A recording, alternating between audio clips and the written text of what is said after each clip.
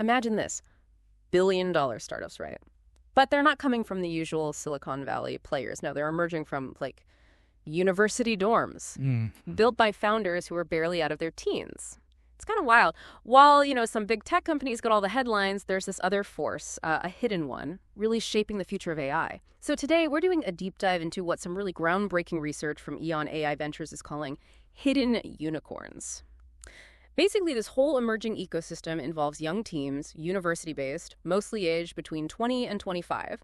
And they're using AI to build companies reaching unicorn valuations that's $1 billion or more super fast, faster than we've really seen before. And that often they're doing it completely under the radar, in stealth mode. Our mission today is basically to unpack this, to figure out who these hidden unicorns actually are, understand what's driving their crazy growth, and maybe explore why they've stayed so invisible to most people. This deep dive should give you a bit of a shortcut, really, to understanding I think one of the most exciting shifts happening in innovation right now. So let's start there. Who exactly are we talking about when we say hidden unicorns? Yeah, it's a great question. So essentially what we're seeing are these founder teams. Median age is just 22, 23 years old, really young. Yeah. And they're mostly coming out of top-tier universities. Think MIT, Harvard, Stanford, Waterloo's another big one. They're building solutions where AI is absolutely core. It's not an add-on. And they're scaling incredibly fast, like reaching over $1 million in annual recurring revenue, ARR, often within just 12 months. Wow. And get this, with really, really small teams sometimes. The EON AI Ventures research, it pulled out some really key characteristics, like 85% of the teams they identified actually met at these top schools. University friends, basically. Exactly, university friends. And like I said, 75% are truly AI first, which means, AI isn't just some feature. It's fundamental. It's the core way their product works, built into the business model right from the very beginning. That median age, 22, 23. It's just incredibly young, isn't it? What is it about that specific demographic? What do they bring that allows this kind of, hypergrowth? It makes you sort of question the old idea that you need decades of experience, right? That's a really good point. I think these young teams, they often combine, fresh perspectives with this sort of digital native intuition. They're not burdened by legacy thinking, perhaps, but the real power here, I think, is seeing it in action. The research isn't just theory. Right, so let's get into that. Can you walk us through some of the real-world examples, the ones that show this is actually happening? Absolutely. The white paper had some, frankly, stunning case studies. Mercor, for example. They're highlighted as like the definitive proof of concept. This was a team of 22-year-old college dropouts, built an AI recruiting platform, and their valuation went from $250 million to $2 billion. $2 billion? $2 billion in just 5 months. That's insane. It is. And they hit $75 million in ARR with a team whose median age was just 22. It just completely makes you rethink the timelines, doesn't it? Then you got Blitzy, Brian Elliott, and Sid Pardeshi. They were Harvard Business School classmates. They created this platform. It generates huge amounts of enterprise-grade code, like 300,000 lines in one go. And they raised $4.4 million in seed funding. That's that crucial early money, right? To get things moving. And interestingly, it was led by Link Ventures. Link Ventures? There's a connection there, isn't there? Exactly. There's a clear pattern. Dave Blunden runs Link Ventures. He's an MIT grad, sometimes called the godfather of quantization. Yeah. That technique for making AI models smaller, faster. He has this strategy. He systematically invests in young technical teams, often friends from top universities, building AI companies. His track record, just investing in this specific profile, really adds weight to the whole hidden unicorn idea. So it's not just random chance. Doesn't seem like it. And another one, Liquid AI. This came out of MIT's CA Sale Lab. Ramin Hassani, Matthias Lechner, Alexander Amini. They pioneered this liquid neural networks tech. They landed a $303 million post-money valuation after a $37.5 million seed round. So, yeah, these aren't just one-offs. It's a pattern. Okay, these examples are really compelling. I mean, $2 billion in 5 months, it just flies in the face of the traditional startup story. But it leads to the big question. What's actually driving this? Why these young teams? Why now? What makes them so uniquely positioned for this kind of, explosive success? Yeah, so the research identified 5 main factors that seem to be converging right now. First off, just AI accessibility, things like large language models, other AI tools. They've massively lowered the barrier to entry, technically speaking. Right, so you don't need a giant engineering team just to get started anymore. Precisely. It's democratized things. Young founders can build really sophisticated, scalable stuff with way fewer resources than, say, 5 years ago. That would have needed huge VC rounds back then just for the tech build. Second, university resources. These elite schools, they give access to cutting-edge AI research, often through their own networks, their labs. It's a built-in R&D advantage. Third, there's just been this huge funding explosion. We're talking over $100 billion going into AI startups in 2024 alone. So the capital is there when they find that product market fit. Money follows success, basically. And quickly. Fourth, what the research calls a speed premium. These young teams can just iterate faster. They move quicker than established companies, without the bureaucracy, the legacy systems.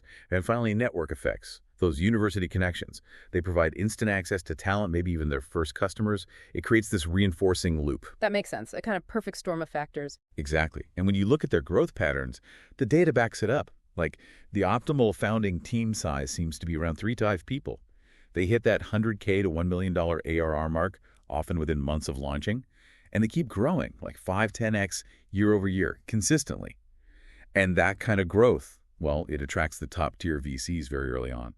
It sounds almost frictionless. But surely there are risks, right, with that kind of speed and maybe less experience.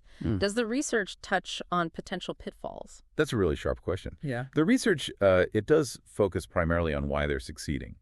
But yeah, implicitly, that kind of rapid growth definitely brings challenges. Things like, how do you manage scaling the infrastructure? How do you build out a sales team that fast? Or navigating complex enterprise sales cycles when you're, 23. Right. Huge operational challenge. Absolutely.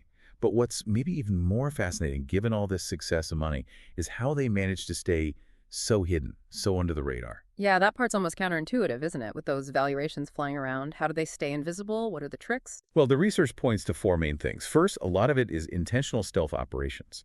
They deliberately operate quietly, maybe for 2-3 years, while they're building the core tech, finding that fit. So it's strategic silence. Totally. Yeah. It lets them iterate, grab market share without alerting the big incumbents too early, without the pressure of public eyes. They basically build in the dark until they're too big to easily challenge.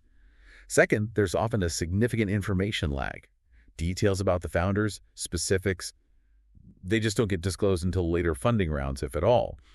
Third, maybe privacy by design. These young teams often seem to avoid revealing much personal info. Maybe it's their age, maybe they just want to focus on the product, not them. Less focus on the founder myth, perhaps. It could be. And finally, just the sheer speed of their growth. Yeah. It's so fast, the public data, databases, news, it just can't keep up with their actual progress and valuation leaps. By the time people notice, they're already huge. And look, if you want validation, this isn't just, a few lucky cases. The research looked at Y Combinator, YC. The big accelerator. Right, and they found this really dramatic shift. In their 2024-2025 batches, 30% are college students or recent grads. And get this, 75% of the summer 2024 companies are AI-related. 75%. Yeah, it's a huge pivot towards these young AI-focused teams right there in the heart of Silicon Valley's startup machine. That YC data point is pretty undeniable. It shows it's a broader trend. But let me push back slightly. Is there a risk, this is just sort of a bubble, driven by the current AI hype? Or is it a real fundamental shift in how innovation happens? That's the billion-dollar question, isn't it? And look, any hot area has cycles for sure. AI hype is real. But the underlying factors we talked about, the democratized tools, the university resources, the speed advantage of small teams, those seem pretty fundamental. They suggest it might be more than just hype. It feels like a structural change. And geographically, it's interesting too. While Silicon Valley is still dominant, like 67% of that YC batch we're basing here, the research really highlights these specific university hubs becoming power centers in their own right. So not just Stanford anymore. Well, Stanford's still huge, especially in things like voice computing, AI applications. But MIT is leading in, say, breakthrough neural network research, Harvard's strong in enterprise AI code generation. And the University of Waterloo, up in Canada, is really emerging as a powerhouse for things like CI/CD, infrastructure, the tools needed to build and deploy software fast. So a bit more distributed. Yeah, it suggests kind of global democratization. You've got this Waterloo pipeline, the Boston, Cambridge, MIT, Harvard ecosystem. They're becoming really significant alternative centers for this kind of innovation. And all this, well, it has clear implications, right? For investors, it means needing new ways to spot these teams early, maybe partnering directly with universities. For big corporations, it suggests thinking about strategic partnerships sooner, maybe acquiring companies before they hit the mainstream news, or even setting up innovation labs right near these university hubs. Okay, so let's try and wrap this up. To recap what we've discussed today, we're seeing this, well, new wave. Powerful but largely unseen. Innovation driven by really young, AI-savvy teams coming straight out of universities. And it's seriously challenging our old ideas about how startups are built, how quickly they can grow, and where they even come from. So, the final thought for you, listen. This research really suggests the next massive companies, the next Googles or Metas perhaps, might not emerge from the places we expect or follow the paths we're used to. So what does that mean for how you spot talent? Or find opportunities? Or just think about where the next big disruption is brewing. Are we actually entering an era where the most important breakthroughs happen first in university labs, between student friends, staying hidden until suddenly they're just too big to ignore? Something to think about.